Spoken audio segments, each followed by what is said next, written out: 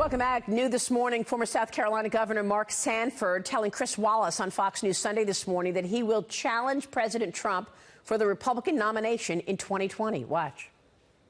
I'm here to tell you now that I am going to get in. You're going to run for president against Donald Trump in the Republican race. I am. Why?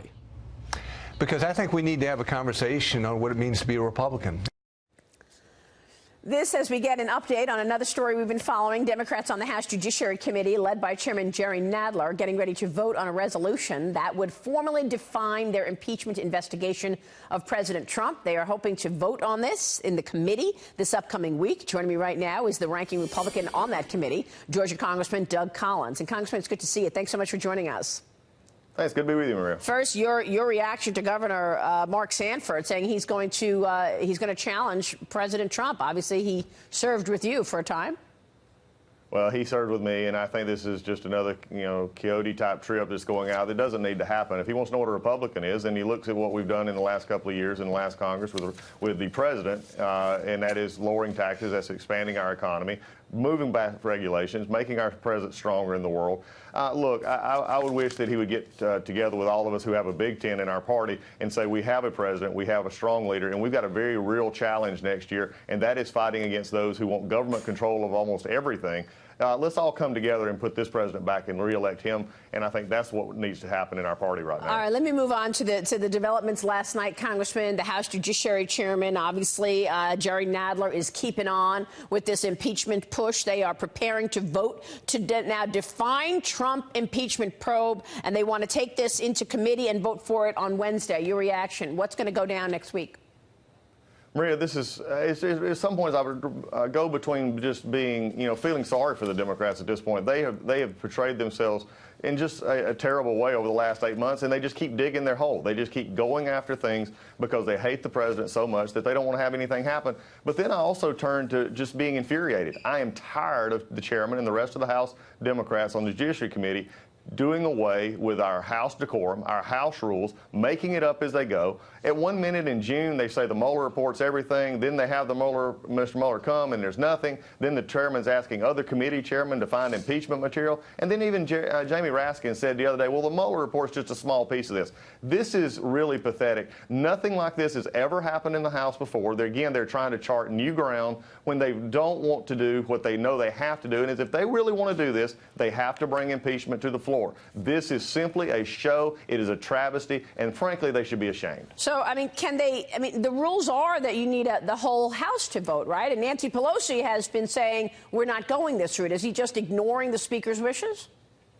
Well, he's trying to save himself from embarrassment on what they've been doing because they found nothing that they promised in the last 8 months. They can change committee rules as long as it doesn't violate House rules. And some of these may actually look like they would be void by violating House rules. But there's another part here that's really concerning. They have went so far that they actually claimed to the court in some of their filings in the cases of McGahn and others that they had proper procedures in place for grand jury material and sensitive materials. They made a filing in court saying this happened. We made a letter to him and said, you don't have this. Now this resolution seems to be addressing that issue. I want to know if they're going to go back to court and say, sorry, Judge, we lied. That's going to be the interesting part. But by the way, is this the pressure from the progressives, the pressure from the left pushing Nadler? There's also a report about this New York Democratic primary in 2020 that Nadler's opponent is the capable appearing Lindsey Boylan, 35 years old, a recent Deputy Secretary for Economic Development for New York,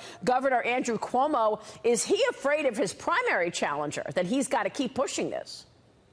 It certainly appears that way. I mean, because every time we turn, he has a chance to do what is right. He has a chance to lead the committee with policy that I may disagree with, but actually find substantive solutions on immigration, on the issues of IP and things that we can deal with in our committee. He just simply keeps taking a hard left, dealing with this hatred of the president. We've got to understand something here. I believe, and I've said this before, my concern now is becoming for the House Judiciary Committee as a whole going forward. They have made a mockery of the court cases that they have had. They've made a mockery of what they've asked for. We have seen so many things that there's just, I think that he is playing to a political base instead of realizing he's the chairman of a committee, could get some stuff done, could work with the Republicans and the administration, but he's chose to destroy that. And my concern is what has he done and the committee has done for the future of the House Judicial Committee in our proper oversight role. Yeah, I just think it's interesting that Boylan has several things going for her. She's already raised $250,000.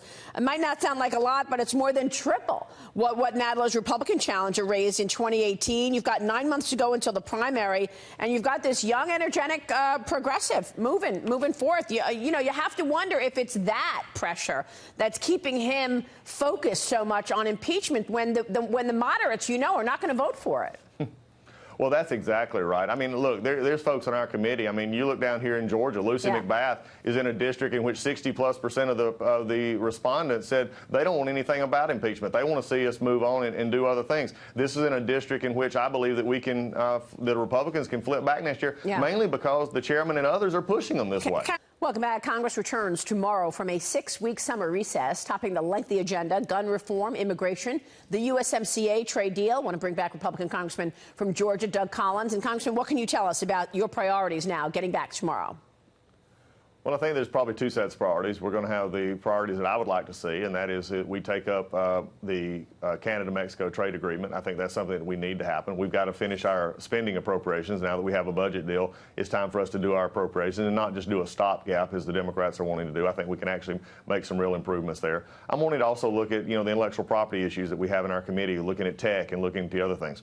However, unfortunately, it looks like more of the same from our committee. We're going to take up gun legislation that was designed to make people feel better about that they're actually doing something, but in the end actually won't do anything, and we'll take that up as early as Tuesday of this week. Then there's also some other issues that are going to be concerning. I know we'll talk about more probably later, but arbitration, doing away with arbitration, this is something that would affect millions of businesses and I think throw a lot of our system in chaos. I think what we've got to look at, though, is where we go in the long term. What is the picture through the end of this year? And right now, my hope is that we'd get back to stuff of solving problems. One in particular, I would love to see us solve the immigration problem, and that is our problem on our southern border, but also our regular legal immigration. Those are the kind of things that I would like to work on. I think we can find bipartisan response on that, but we got to have willing partners on the other side as well. Right. Well, will you have a willing partner? There are a lot of things that you want to look at. For example, look at the abuse that you've talked about so much in terms of the DOJ and the FBI during 2016. Oh, yes. We got the IG report on Jim Comey, and we're expecting to get the FISA report from the IG. Your reaction and anticipation of that?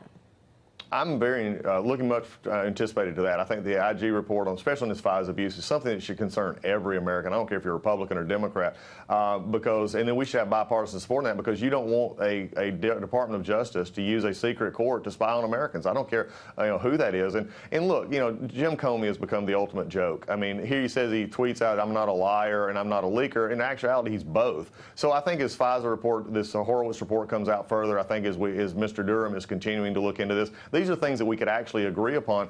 But my problem is right now is I have a chairman in the committee, especially the Judicial Committee, and then also in the House as a whole, that would rather become the political arm of the DCCC instead of actually trying to find these solutions and find real issues as we go forward. And there's no way that anyone can say what they're doing in Judiciary Committee right now is proper. This is just an overreach that unfortunately takes our mind off of what we should be doing. All right, we're gonna get the other side on that. Congressman, it's good to see you. Thank you so much.